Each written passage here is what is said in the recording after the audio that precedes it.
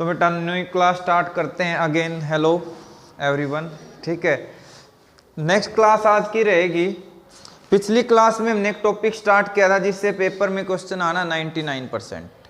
आज उसी को आगे कंटिन्यू करेंगे और उस टॉपिक का नाम था सिंपल माइक्रोस्कोप। वो हमने कर लिया था, पर उसके चांस कम रहते हैं। जो आज का टॉपिक रहेगा वो और ज़्यादा इम्पोर्टेंट होने वाला है, कंपाउंड माइक्रोस्कोप। इसके बाद आज की क्लास में कोशिश करेंगे टेलीस्कोप को ख़त्म करके और चैप्टर की क्लोजिंग कर दी जाए, क्योंकि तीनों चारों टॉपिक एक जैसे से हैं। अब हमने बताया था पिछली क्लास में कि क्या क्या स्टेप्स हमें डिस्कस करने हैं। पहली रहेगी डेफिनेशन, क्या रहेगी, फिर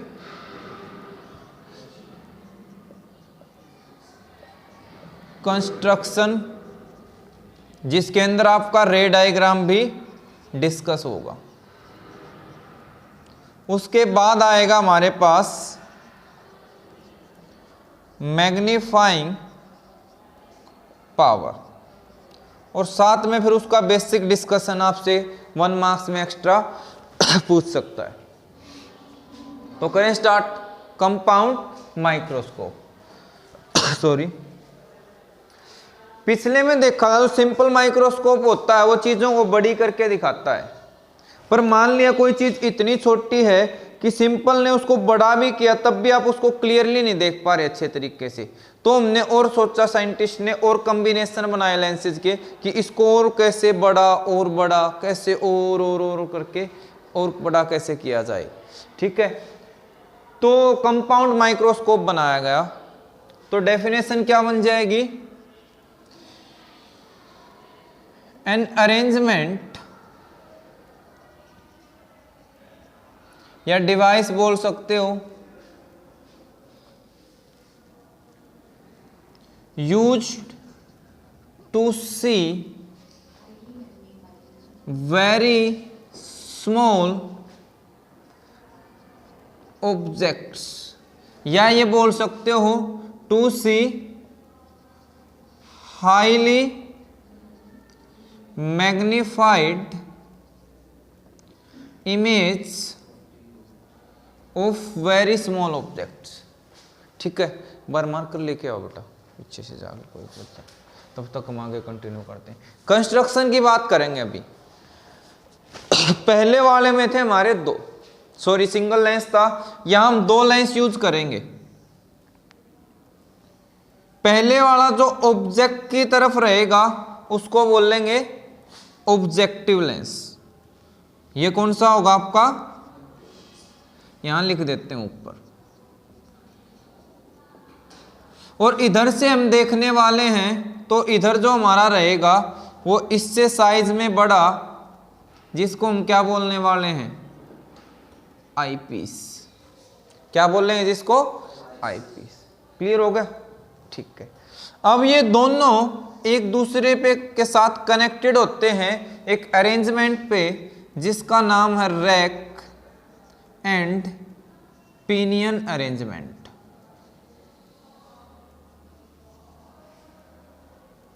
इसको ध्यान से याद कर लेना, पिनियन होता है। जब हम 12th में थे मैंने पूरी 12th इसको ओनियन याद करके निकाल दिया, रैक एंड ओनियन अरेंजमेंट।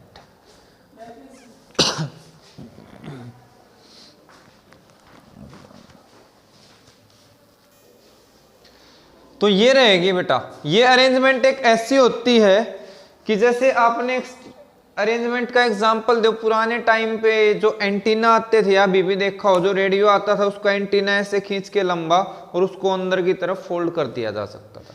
यानी जब एक पाइप के अंदर आप दूसरी पाइप को मूव करवा सकते हो। फॉर एग्जाम्पल ये पूरा तो नहीं होगा, जैसे ये दिख रहा होगा, इतने पोर्शन के लिए इस कैप को मैं इसके अंदर डाल सकता हूँ, अंदर बाहर मूवमेंट, तो ये रैक एंड पिनियन अरेंजमेंट बन जाती है। यहाँ जगह नहीं है, ये वाले उसके अंदर क्या होता है, अंदर वाली पाइप थोड़ी सी नैरो हो जाएगी, बाहर वाली थिक, और एक दूसरे के अंदर उसको घुसाया जा सकता है, ठीक है। तो रैक एंड पिनियन अरेंजमेंट हो जाएगी। क्लियर है। या और एग्जाम्पल आते हो, बुजुर्ग, बड़े बुजुर्ग रखते हो, छतरी आई थी, छतरी के ऊपर वो कवर करने वाला टोपा सा, है ना, जब यूज नहीं हो तो उसको पूरा खींच के कवर कर दो, जब आप उसको खोल रखा तो ऊपर टोपी बन जाती है कटोरी टाइप इतनी सी। ठीक है, तो क्या होती है रैक एंड पिनियन अरेंजमेंट। सीधे समझ गए ना, एक पाइप के अंदर दूसरी एडजस्ट हो जाए। उसका फायदा यह है कि हमें इन दोनों को एडजस्ट करना है, उसके हिसाब से फाइनल इमेज चेक करनी है। क्लियर हो गया? तो कंस्ट्रक्शन में अब आपका रे डायग्राम आएगा। रे डायग्राम में पहले हम प्रिंसिपल समझते हैं क्या क्या होगा। हमें इमेज कैसी चाहिए? बड़ी चाहिए। और आप ध्यान से देखो, कन्वेक्स लेंस के केस में दो ऐसी कंडीशन थी जिसमें इमेज बड़ी बनती है। एक तो कौन से वाली? जब ऑब्जेक्ट कहां रखा हो, बियॉन्ड 2f होगा तो छोटी बनेगी, f और 2f के बीच में है तो इस साइड बड़ी बनती है। पहली तो ये हो गया। दूसरी, अब जो इमेज बनी है अगर उसको इस वाले लेंस के सेंटर फोकस के बीच में रख दें तो क्या और उसको बड़ा नहीं कर देगा? तो दो स्टेट ऐसी थी, एक तो फोकस और f और 2f के बीच में वाली, और एक c और f के बीच में वाली। तो उन दोनों का यूज करेंगे। क्लियर है? चलें आगे। तो करना क्या है, पहले आप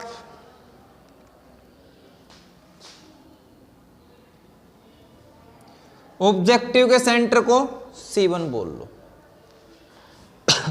तो ये छोटा है, इसकी फोकल लेंथ क्या होगी?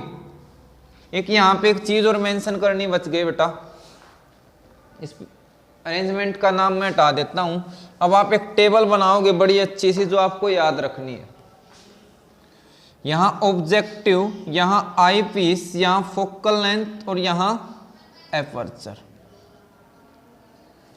ऑब्जेक्टिव की फोकल लेंथ होती है वेरी स्मॉल। कितनी लेनी है? Very small.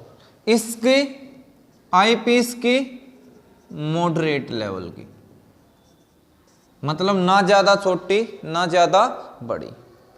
एपर्चर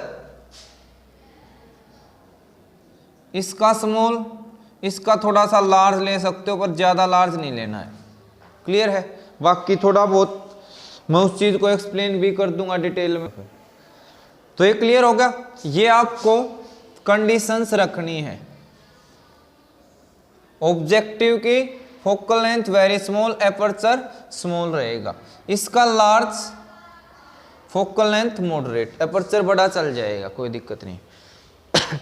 अब देखो, तो इधर इसकी फोकल लेंथ होगी और इधर भी क्या होगी?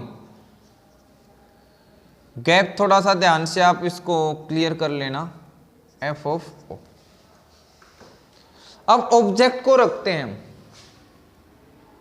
अब इस लेंस ने बड़ा करके दिखाना है तो कौन सी दो कंडीशन थी जो बड़ा करके दिखाएगा? एफ और सी के बीच में रखते हैं मान लिया, तो ये इमेज किधर बना के देगा? इधर या इधर ही? इधर। और दोनों चीजें लॉजिक के साथ पढ़ेंगे बेटा, रट्टा बिल्कुल नहीं चलेगा। तुम रख के देखो कि यहां रखते हैं तो इमेज इधर बनेगी, वो लेंस तो उधर है, तो उसको आगे मैग्नीफाई तो तब कर पाएगा ना जब ये इमेज उसकी रेंज में जाएगी। क्लियर है ना?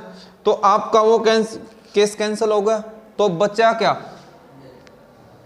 कहां रखा जाए? 2f नोट से उधर क्या बनती है? स्मॉल। तो f नोट और 2f नोट के बीच में। क्लियर हो गया? हर चीज लॉजिक के साथ होनी चाहिए। क्लियर? तो यहां से आपने सीधी रे डाली, कहां से पास होगी? चलो यहां ले लेते हैं एफ नोट से। दूसरी कहां से पास होगी? इनको सीधा बिल्कुल मिलाओ।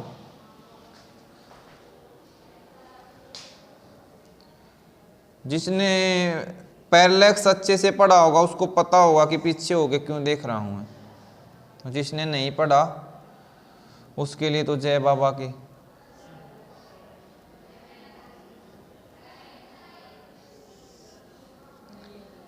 ठीक है, यहां क्या हो गई, कंबाइंड। क्लियर है। अब इस लेंस को आप आगे पीछे कहीं भी लेके जा सकते हो। अब इस लेंस की फोकल लेंथ भी होगी जिसकी रेंज इस वाले डिस्टेंस से ज्यादा होगी। तो आपको इसको इस तरीके से पहले हम इमेज बना लेते हैं इस एक्सिस के ऊपर। ये इधर क्या था, ए, इधर क्या आएगा, ए डैश, इसको मैं क्या ले लेता हूं, बी डैश। क्लियर है, आगे चलते हैं। अब ये ले लिया इसका ऑप्टिकल सेंटर और इसकी फोकल लेंथ मान ली इतनी बड़ी, एफ ऑफ आई पीस। तो इधर भी तो इतनी डिस्टेंस पे होगी, यस और नो। क्लियर है। अब ये इमेज इसके किस किस के बीच में आ गई, सेंटर और फोकस के बीच में। तो क्या ये स्कोर मैग्नीफाई नहीं कर देगा, क्लियर है ना। तो ठीक है, अब आपको मैग्नीफाई करवाने का तरीका क्या ध्यान करना है, एक रे तो इधर सेंटर से ले लो, दूसरी इस लेंस को अगर आप थोड़ा सा और बड़ा बनाना चाहो तो और बड़ा कर लेना, क्योंकि इसके हिसाब से इसको बाद में बनाना। डायग्राम जब भी आप इसके बनाओ सिंपल या कंपाउंड के, तो पेंसिल से बनाने फाइनल एग्जाम में। तो ये वाली रे कहां जाएगी, सीधी यहां, और ये वाली कहां, यहां। क्लियर है। एक रे आपको फोकस की तरफ जाती हुई नहीं दिखेगी, एक रे कहां जाती हुई दिखेगी, फोकस की तरफ। तो क्या इसको एक्सटेंड करो पीछे, ये मिलेंगे या नहीं मिलेंगे, मिल गए तो मिला दो भाई। और बाकी एक चीज आप ध्यान भी रख लेना, आई और आर वाला कंसेप्ट भी देख ले थोड़ा सा, अगर कंफ्यूज होते हो तो। अदरवाइज वो अपना देसी जुगाड़ होता है ना। एक सेकेंड,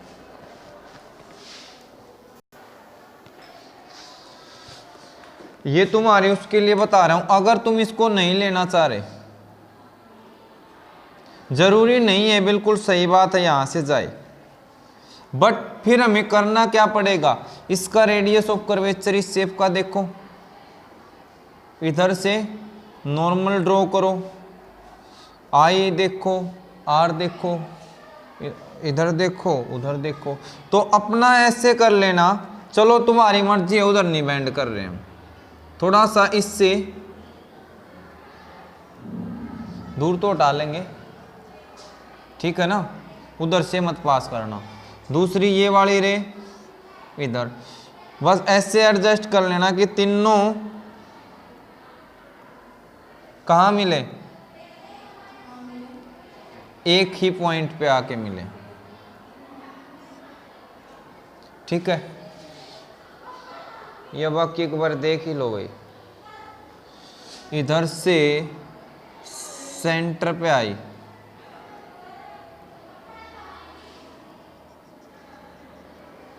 तो नॉर्मल हो गया। जाना कैसे था इसको, ऐसे, ये कहाँ जा रही है, रेयर टू डेंसर, तो किस तरह बेंड हो जाएगी, टुवर्ड द नॉर्मल, तो ये इधर बेंड हो गई।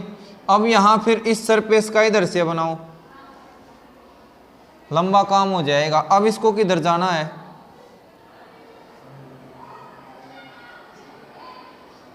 अवे फ्रॉम नॉर्मल, मुड़ेगी उधर ही, तो फोकस से पास नहीं करना, तो कोई चिंता वाली बात नहीं। देखो मैं उसी चीज का ट्रिक बता रहा हूं, क्योंकि वो रूल आप अप्लाई जो करते हो, I is equal to are वाले 2 बार डिफ्रेक्शन होगा, वो यहाँ पे कंफ्यूजिंग हो जाएंगे। तो उसके लिए सबसे बढ़िया तरीका ये, जहां कट करी इस रे को सीधा लेके आओ, ठीक है। और यहां आप इमेज का आइडिया ले लो, यहां आप इमेज का आइडिया ले लो, यहां बनेगी। अब इन दोनों रे को यहां से देखो, को देसी जुगाड़ भी लगाते हैं ना हम, उधर से नहीं आए तो उधर से खींच दो, तो यहां से इसको सीधा लेके इस वाली रे से एक को इस वाले के निशान से मिला के लेंस के अंदर से और इसको इधर भेज दो। अब तो कोई समस्या नहीं, क्लियर है। अब इस रे का और बच गया और इसका भी साफ कर देते हैं। लो भाई, इस वाले को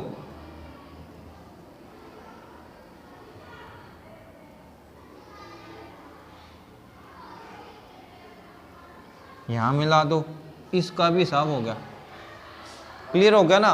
बस ये आपको कंसेप्ट ध्यान रखना कि इस वाली लाइन से सीधा यहां फिर इन दोनों का डायरेक्शन दे दो।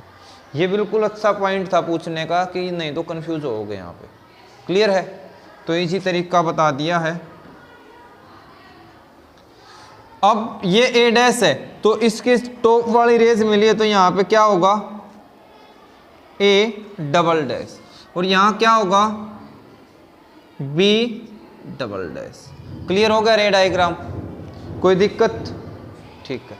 अगर इस क्वेश्चन में नॉर्मली तो ये पूछता है, अगर आपसे ये पूछ ले कि आप वो कंडीशन डिस्कस करो जिसमें फाइनल इमेज इन्फिनिटी पे बने। कहां बने? फाइनल इमेज इन्फिनिटी पे। तो इस लेंस को थोड़ा सा और पीछे खिसका दो और ये जहां बनी है, ये जो कहां बनी है, जहां पे बनी है, अगर इस ऑब्जेक्ट को मैं इसके फोकस पे रख दूं, आपने पढ़ रखा ना, कोई ऑब्जेक्ट लेंस के फोकस पे रखा हो तो इमेज कहां जाएगी, इन्फिनिटी पे। तो ये ऑब्जेक्ट जो इमेज बनी है, इसके लिए ऑब्जेक्ट का काम करे तो ये इसके फोकस पे प्रेजेंट होना चाहिए, इमेज फाइनल पे चली जाएगी। कर लोगे, पर वो बहुत ही कम पूछता है, मेन आपसे ये पूछेगा। क्लियर है। अब जस्ट लास्ट मैग्निफिकेशन वाला पार्ट स्टार्ट करो। एम क्या होता था, डेफिनेशन अगेन एम की दोगे, angle found by image and angle found by object when both are placed at least distance या at distance D from eye. आपकी आई कहां रहेगी, यहां पे। तो ये वाला जो डिस्टेंस बनने वाला आपका वो क्या है, डी। क्लियर है। अब हमने देखना था कि फाइनल ऑब्जेक्ट और फाइनल इमेज का एंगल बताया। ये किसका होना चाहिए, फाइनल इमेज का और इनिशियल ऑब्जेक्ट का। फाइनल इमेज कौन सी है, ये। क्या ये डी पे रखी है?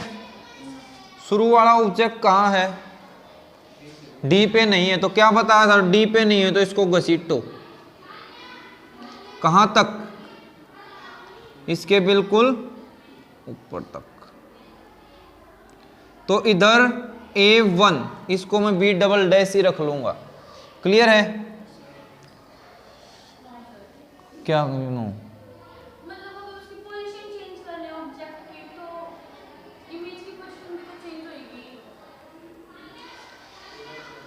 हमने एंगल कैलकुलेट किया है बेटा, इमेज की पोजीशन तो चेंज होगी। जो कैलकुलेशन मैग्निफिकेशन की डेफिनेशन देखनी है वो ये देखना कि हमारी आई पे ऑब्जेक्ट का एंगल कितना बना और इमेज का एंगल कितना बना।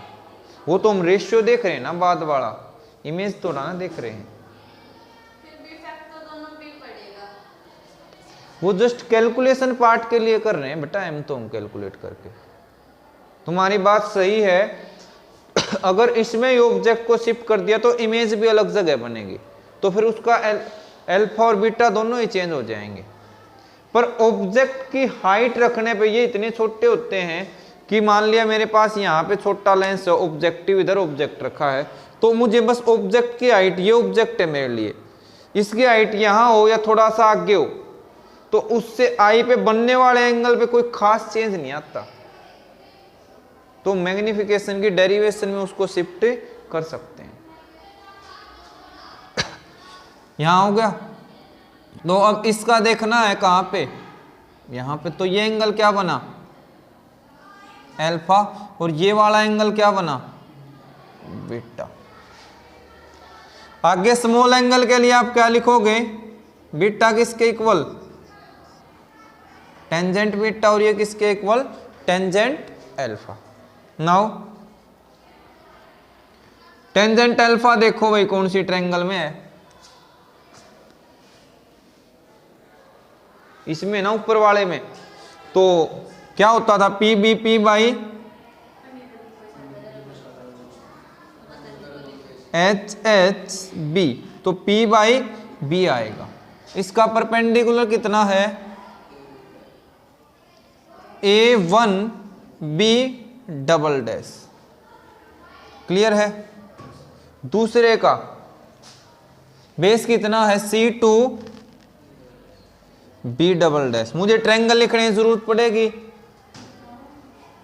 लिखना चाहो तो in triangle A1 B double dash C2। Tangent beta again P by B करो, बीटा किसमें है, पीटा नहीं बीटा, अभी तो मैंने तुम्हें पीटा भी नहीं है। A डबल डैश और बेस ये किसमें है, A double dash B double dash C2 triangle के अंदर। इन दोनों वैल्यूज को ऊपर पुट रखो तो M कितना आएगा, B double dash C2 beta double dash, और इधर A1 B double dash C2 cancel हो गया, बोलो। और लास्ट में एक काम और कर लेना, ये करने के बाद ये किसके बराबर था, ए बी के बराबर। तो हम पहले ही इसको ए बी लिख देते हैं, तो क्या आ गया, एम का फॉर्मूला क्लियर हो जाएगा। यानी फाइनल इमेज का रेशियो, उसकी हाइट और इनिशियल ऑब्जेक्ट की। नॉर्मल मैग्निफिकेशन की डेफिनेशन भी तो यही कहते थे, height of final image by height of final object. Clear होगा। बट अब अगर आप ये स्टडी करना चाहते हो कि पहले ने कितना मैग्नीफाई किया और दूसरे ने कितना किया, तो आपको क्या करना पड़ेगा, बीच वाली इमेज के साइज को भी इन्वॉल्व करना पड़ेगा। क्लियर है। तो मैं इसको ऐसे लिख सकता हूं भाई, बीच वाले को इमेज को इन्वॉल्व करने के लिए इससे डिवाइड और इससे मल्टीप्लाई कर दिया, कर सकते हैं ना। ये क्या आ गया, पहले की हाइट पहले का ऑब्जेक्ट, ये दूसरे के हाइट ऑफ इमेज दूसरे का ऑब्जेक्ट का। क्लियर हो गया। तो क्या ये मेरा किसके इक्वल आया बेटा, मैग्निफिकेशन सेकंड लेंस कौन सा है, आई पीस, और दूसरा कौन, पहला कौन सा है। क्या नेक्स्ट स्टेप क्लियर हुआ कि दोनों के प्रोडक्ट के इक्वल हो गया। टाइम शायद थोड़ा सा ज्यादा लग रहा है, ऊपर चीजें डिटेल में हो रही हैं। स्पेस नीचे काफी है बेटा, ऊपर वाला गायब हो गया क्या।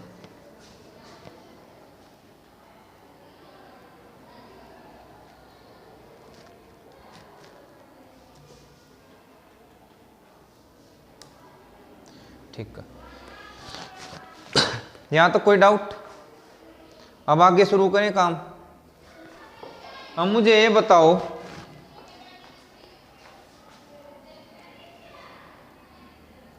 एम ऑफ ऑब्जेक्टिव क्या पढ़ा था और आई पीस क्या पढ़ा था। पहले देखना, जो आई पीस है ऐसी कंडीशन क्या हमने फर्स्ट सिंपल माइक्रोस्कोप में नहीं करी थी, वहां पे भी तो सी और एफ के बीच में रखा था।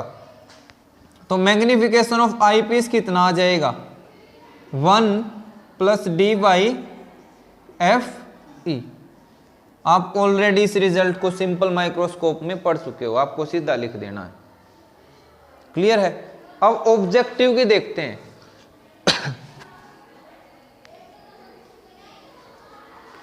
ऑब्जेक्टिव को कैसे डिफाइन करोगे, क्या आपने मैग्निफिकेशन की बस यही ध्यान रखना है इसमें, और आगे नया कुछ नहीं, खत्म होने वाला है। डेफिनेशन ये नहीं पढ़ी थी कि एक तो हाइट ऑफ इमेज और दूसरा ऑब्जेक्ट और इमेज डिस्टेंस पढ़ा होगा। पढ़ा था या नहीं पढ़ा था? क्लियर है? यहां से कितने डिस्टेंस पे रखा है ये, इसकी इमेज कितने पे बनी, VO। इसके लिए ऑब्जेक्ट डिस्टेंस कितना है, UE। इसके लिए इमेज कितने बन रही है, क्लियर है? तो क्या मैं ये इधर वाला नेगेटिव होगा, उधर वाला क्या होगा, पॉजिटिव। तो मैं इसको ऐसे नहीं लिख सकता, m0 माइनस, वैसे तो प्लस और नीचे वाला नेगेटिव होता है ना, तो क्लियर होगा। तो दोनों निकल के आ गए, m ऑफ EB और m ऑफ OB। कोई भी डाउट है, एक भी सेकंड में आता है तो रिप्ले करके देख लेना, मोस्ट इंपॉर्टेंट है, बहुत ज्यादा मेहनत करके करवा रहा हूं। पेपर में फिर बाद में बुरा मुंह लेके आए तो मेरे से बुरा कोई नहीं होगा। क्लियर होगा? ये तुम्हें ही बोल रहा, मैं बताऊंगा बेटा, बुरा मीठे वाला होगा या कौन सा होगा। क्लियर है? तो नेट मैग्निफिकेशन कितना आया, इसको खत्म करते हैं अभी। सो M विल बी, ऑब्जेक्टिव वाले को पहले लिख लो, और दूसरा 1 + dy/f E आ जाएगा। क्लियर है? कोई डाउट? अगर मैग्नीट्यूड वाइज बात करें तो क्या हो जाएगा, इसको उसके अंदर बंद कर दो, मॉडुलस के अंदर, फर्क नहीं पड़ रहा। नेगेटिव तो क्या दिखा रहा है इधर। अब इस नेगेटिव साइन का एक मतलब और है, मैग्निफिकेशन आने का मतलब इमेज कैसी बनेगी, इन्वर्टेड, अपसाइड डाउन होगी, लेफ्ट कैसी होगी, राइट। क्लियर है? चलते हैं आगे। क्वेश्चन यहां से पूछता, और पिछले 2 साल में अगर टॉपिक नहीं पढ़ा तो इससे न्यूमेरिकल पूछे गए हैं। 5 मार्क्स में यूं का ही न्यूमेरिकल उठा के दिया, जिसको फॉर्मूला कंसेप्ट नहीं पता होगा न्यूमेरिकल तो भूल ही जाना, और जिसको फॉर्मूला कंसेप्ट पता है तो आधे नंबर आराम से ले लेगा। और अच्छे से थोड़ा सा मुश्किल वो है, थोड़ी सी प्रैक्टिस करते हैं न्यूमेरिकल भी निकल जाएगा।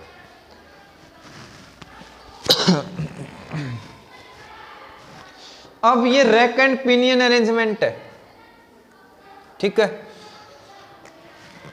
सॉरी। अगर मैं इधर इस ऑब्जेक्ट को फोकस से दूर रखा है, ये ऑब्जेक्ट जस्ट इसके एग्जैक्टली फोकस पे आ जाए। If object is placed at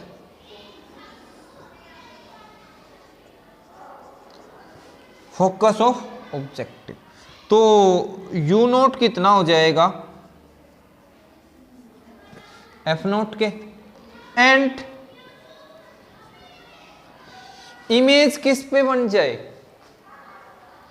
ये ऐसी एडजस्टमेंट हो कि इसके इमेज फोकस पे हो, तो यहां इसको नजदीक लेके आए, जो फाइनल इमेज बन रही है वो इसके फोकस पे बन जाए। किस पे बन जाए, आई पीस के फोकस पे। तो क्या फर्क पड़ेगा, अगर मुझे लेंथ ऑफ ट्यूब इन्वॉल्व करनी है तो कैसे करोगे, अगले में भी आने वाला और इसमें भी आने वाला, जल्दी से बताओ। 15 मिनट क्यों ले लें नेक्स्ट पीरियड की, जबकि हमारा भी खत्म हो जाएगा। बताओ जल्दी से।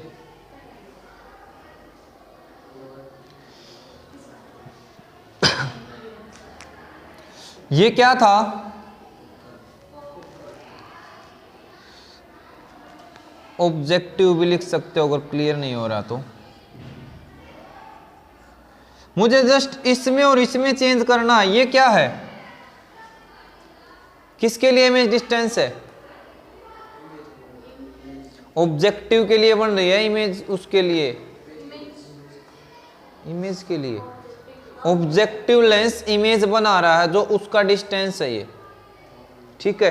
अब ये मान के चलो ये इमेज बिल्कुल इसके नजदीक होती, तो ये बीच में क्या है, यहां से यहां तक length of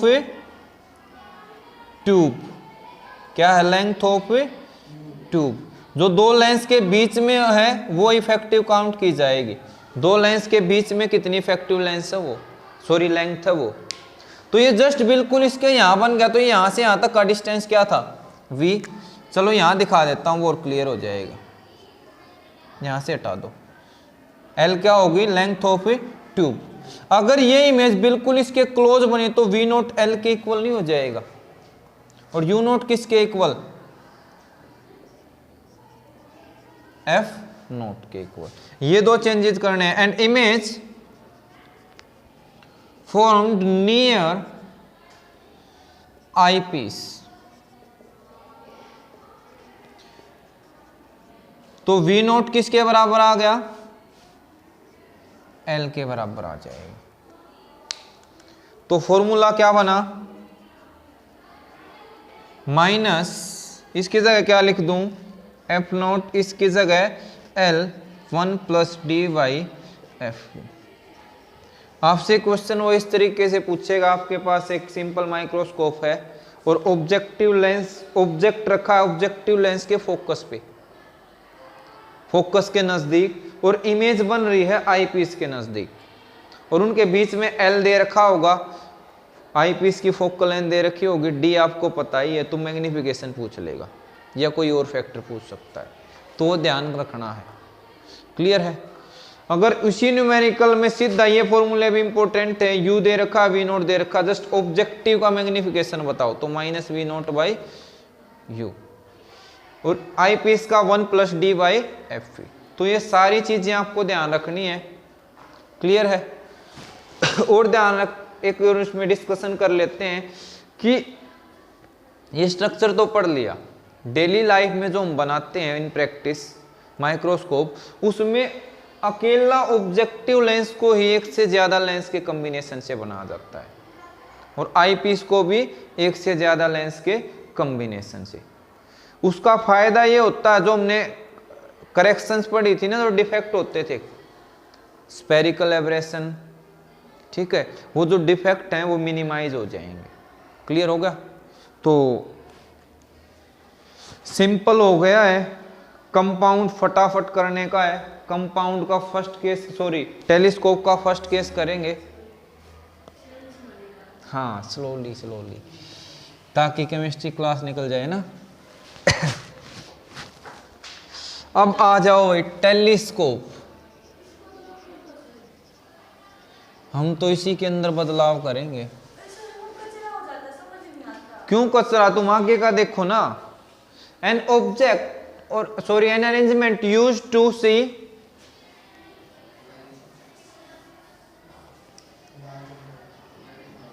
far off objects. अच्छा वेरी फार, वो तुमने उन बिहारियों की वो नहीं छोड़ी, वो पूरी वो मुर्गी फार्म को देख गए तुम, है ना, ऊपर टेलीस्कोप से, मतलब दूर की चीजें हैं, वेरी फार नहीं, ठीक है। तो use to see far off object. Clear हो गया। हाँ कोई बात नहीं, ठीक है। कंस्ट्रक्शन की बात करते हैं, फोकल लेंथ एपर्चर, इसमें ऑब्जेक्ट की तरफ हमारा जो फोकस रहता है, ऑब्जेक्ट की तरफ उल्टा कर दिया जाता है, ऑब्जेक्टिव लेंस बड़ा होता है, ध्यान रखना, ऑब्जेक्टिव लेंस बड़ा होता है, इनको रिवर्स कर दिया जाता है, या इसको रिवर्स बोल सकते हो। तो पहले से सेंस आपकी ये बननी चाहिए, ऑब्जेक्टिव की फोकल लेंथ भी लार्ज, एपर्चर भी लार्ज। इसमें मॉडरेट वेरी स्मॉल वाला पंगा नहीं रहेगा, बस दो ही वर्ड याद रखने हैं, इसकी दोनों चीजें स्मॉल। क्लियर है। इसको मिटा दे, मिटा दो सर, कहाँ पढ़ना लिखना कुछ है नहीं, वैसे भी यहाँ बोर्ड पे पढ़ा पढ़ा टाइम ही बर्बाद कर रहा है। इसमें दो स्टेटमेंट आती हैं, दो के हिसाब से पूछेगा।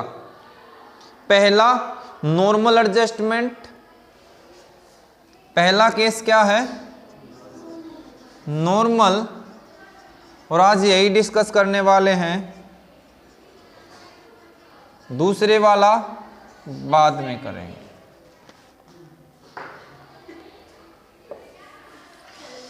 देखो खुश होने का ना कोई बहाना नहीं होता, तुम खुश हो रहे हो और शायद मेरी बात पे आज ज़्यादा गौर कर रहे होगे। कई बार में इंतज़ार करना चाहिए, खुद ही वो चीज़ें मिल जाती हैं। तो कभी कभी मिलती हैं, हर बार नहीं मिलती। तो नॉर्मल एडजस्टमेंट की बात करें, नॉर्मल एडजस्टमेंट में आपको एक याद रखना, final image forms at infinity. Normal adjustment में फाइनल इमेज कहाँ बनती है? इन्फिनिटी। वो आपको केस बता रखा है। क्या होता है, पहले की जो इमेज बनी उसको दूसरे के फोकस पे उठा के रख दो, इमेज इन्फिनिटी पे। क्लियर है? अगला, इसमें पहले की इमेज को दूसरे के सेंटर और फोकस के बीच में रख दिया तो वो इधर ही खिसक के आ जाएगी, डी डिस्टेंस पे बनी। ये दो केस होते हैं, डायग्राम सेम, बस फर्क क्या था, उसमें इधर बड़ा, इसमें इधर बड़ा उधर छोटा है, उसमें उल्टा था, यहाँ छोटा वहां बड़ा था, बस, और कोई फर्क नहीं है। एक और फर्क है, वो क्या है देख लिया जाए उसको।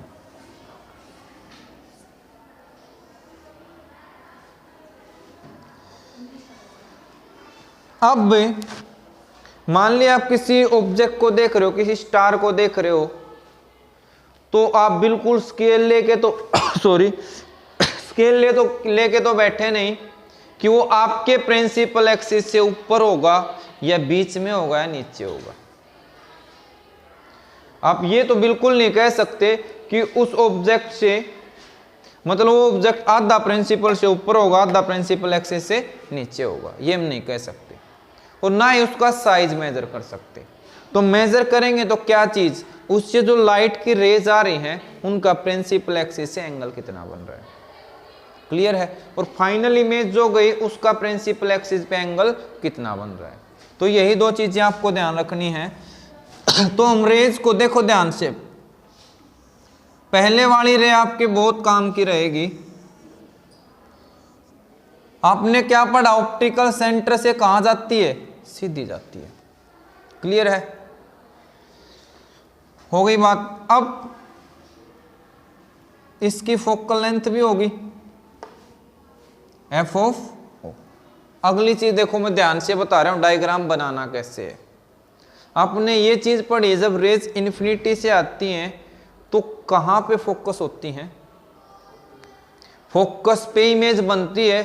वो प्रिंसिपल एक्सिस पे ही फोकस हो सकती हैं, प्रिंसिपल एक्सिस से नीचे भी और प्रिंसिपल एक्सिस से ऊपर भी।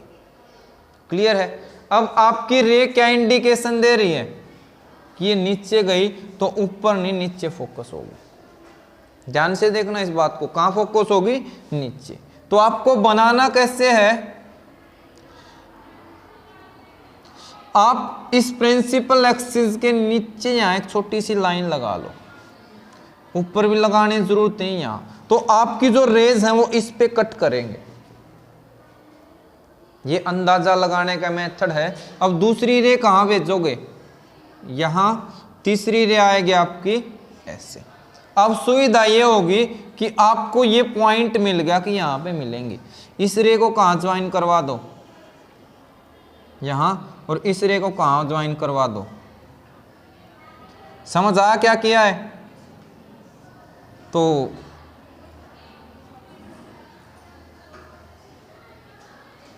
इस वाले को यहां। क्लियर हो गया? ये एंगल क्या? अल्फा। तो आपने पढ़ रखा वर्टिकली अपोजिट, ये भी क्या होगा? ऑब्जेक्ट का नहीं पता तो आप उसको ए लिखो, बी लिखो, ऐसे लिख लो। यहां जो आपकी बनी ए डैश बी डैश। अब फाइनल इमेज कहां चाहिए आपको? तो इसी पॉइंट पे आपका क्या आना चाहिए? ऑब्जेक्टिव का। और इसी पे क्या आना चाहिए? आई पीस का। अब आई पीस की फोकल लेंथ इससे बड़ी होती है, छोटी होती है? तो हम ले लेंगे उसको छोटकू लेंस। ठीक है, ये हमारा हो गया आई पीस। इधर भी दिखा ली। अब रेज कहां से कहां जाएंगे देखो भाई।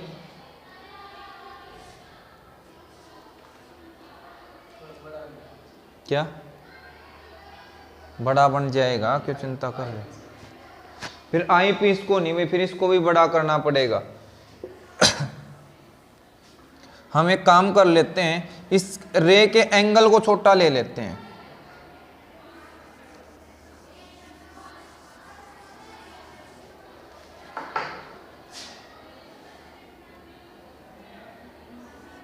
रे का जो एंगल रहेगा वो छोटा ले लेते हैं हम।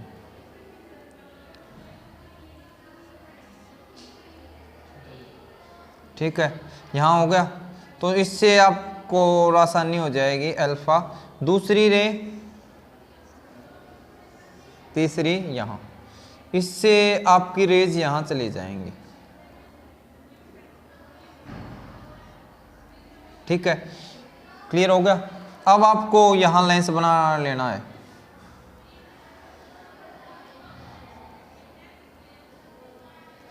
ये वाली रे तो अब सीधी कहाँ से भेज दो, इसकी सीध में बना लियो भाई। ठीक है, ये सीधी निकल गई, ये वाली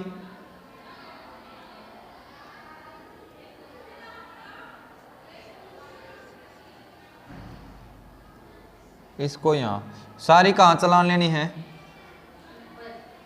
अब ये देखो, ये डिस्टेंस यहाँ है ना इतना, तो इसको भी यहाँ लेना है।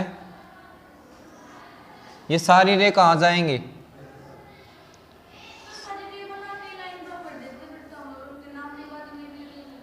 किन रे के बेटा, एक मैंने ये फोकस भी तो सेम डिस्टेंस पे लेना है ना, और मैं इसलिए कर रहा हूँ, ये टिप बनाना कहाँ जा रहा हूँ, थोड़ी सी टेढ़ी जा रही है। एफ ऑफ आई पीस, तो ये वाली रे कहाँ, देखो ये लास्ट में इसकी टिप ऐसी हो रखी है। ठीक है, तीसरी को भी भेजना चाहो, कहाँ जाएंगे, टू इन्फिनिटी। क्लियर है। तो इस एक रे का यहां पे कितना एंगल बना, बीटा, इधर कितना हो जाएगा, बीटा। यहां पे आप मान रहे हो A double dash B double dash. Clear है। तो थोड़ा सा डायग्राम में वो आ रहा है, इसको सीधा फोकस से, ठीक है, ये सेंटर वाले क्लियर हो जाएंगे। या उधर के हेल्प ले लियो, तो पता है इधर से तो फोकस से पास हो गई, एक रे सीधी इधर लेके आके दो उधर से पैरेलल बना लेना। चलें आगे। अब m कैलकुलेट करना था, क्या होता था, beta by alpha small angle के लिए टेंजेंट बीटा बाई अल्फा वाली ट्रायंगल कौन सी है, ये। तो टेंजेंट अल्फा बताओ कितना हुआ, perpendicular by base A dash B dash by, ये C1 था, और इधर इसमें ये C2 था, beta tangent beta P by B, perpendicular कितना आ रहा है हमारे पास, A dash B dash C2 B dash, ये परपेंडिकुलर, ये बेस। पुट करो, A dash B dash C2 B dash, नीचे कितना, क्या आ गया, C1 B dash by B dash. ये क्या था बेटा, यहां से यहां तक का डिस्टेंस, ऑब्जेक्टिव की फोकल लेंथ नहीं थी, ऑब्जेक्ट और इमेज का डिस्टेंस तो हमारे लिए इनफाइनाइट रहेगा यहां पे। क्लियर है। और ये कितना, आई पीस की, यहां से आपकी आई ऑब्जर्व कर रही होगी, तो क्या आ जाएगा बताओ। अब एक चीज ध्यान दे लेना भाई, पॉजिटिव कौन सी लेनी है, नेगेटिव कौन सी लेनी है। इस वाले लेंस की उधर वाली की तो क्या लेते थे, तो तो C1b डैश क्या आएगा, ये इधर वाले का ये फोकस पॉजिटिव है, ये वाला क्या है नेगेटिव, तो ये क्या आया, तो m आपका आ गया -F0 by Fe। Minus sign again क्या बता रहा है, इमेज कैसी, inverted, upside down, down side up. Clear है, कोई डाउट हो तो बता सकते हो। तो ये पढ़ेंगे नेक्स्ट क्लास में। वैसे तो कर ही लिया, डायग्राम है, डेरिवेशन भी आगे उसी की तरह होगी जो पिछले में सिंपल माइक्रोस्कोप की तरह, तो उसको, और उसके बाद हमारे पास आते हैं रिफ्लेक्टिंग टाइप टेलीस्कोप। ये रिफ्रैक्शन बेस्ड थे, वहाँ पे मिरर का और यूज किया गया कुछ डिफेक्ट्स को चेंज करने के लिए, वो भी आपसे पूछ सकता है। तो मिलते हैं नेक्स्ट क्लास में, तब तक के लिए बाय बाय। और 2 केमिस्ट्री का एग्ज़ाम